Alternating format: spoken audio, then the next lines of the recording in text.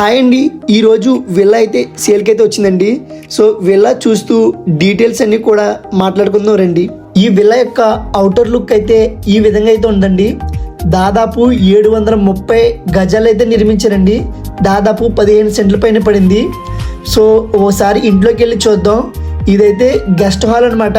ఈ విల్లాని కేవలం విల్లా కాకుండా మొత్తం ఫర్నిచర్తో కూడా సేల్ చేస్తున్నారండి. ఇది వచ్చేసి మనకి విల్లా యొక్క ఎంట్రన్స్ హాల్ అండి.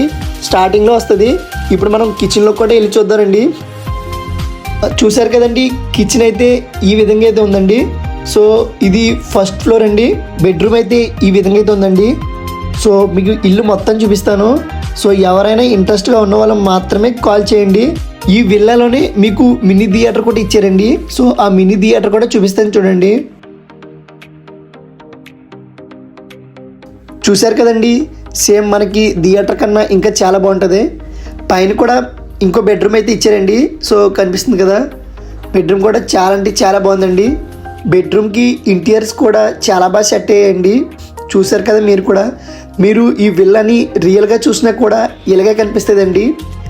విల్లా పక్కనే మీకు ఒక గెస్ట్ హౌస్ కూడా ఉంటుంది అనమాట. ఈ విల్లా కూడా గేటెడ్ కమ్యూనిటీలో ఉందండి. 24 అవర్స్ సెక్యూరిటీ అండ్ సీసీ కెమెరాలు కూడా అవైలబుల్గా ఉన్నాయండి. సో చూశారు కదండి, ఈ బిల్డింగ్ కాస్ట్ వచ్చేసి 7,50,00,000 అయితే చెప్తున్నారు. బార్గెనింగ్ కూడా అవైలబుల్గా ఉందండి. సో ఎవరికైనా ఇంట్రెస్ట్గా ఉన్న వాళ్ళు మాత్రమే కాల్ చేయండి. So separate car parking area కూడా, ఇదంతా కూడా విల్లాకి సంబంధించిన ఏరియా అండి. సో పైన చూస్తే ఈ విధంగా కూడా ఉంది. సో ఎవరికైనా ఇంట్రెస్ట్ ఉంటే కాల్ చేయండి.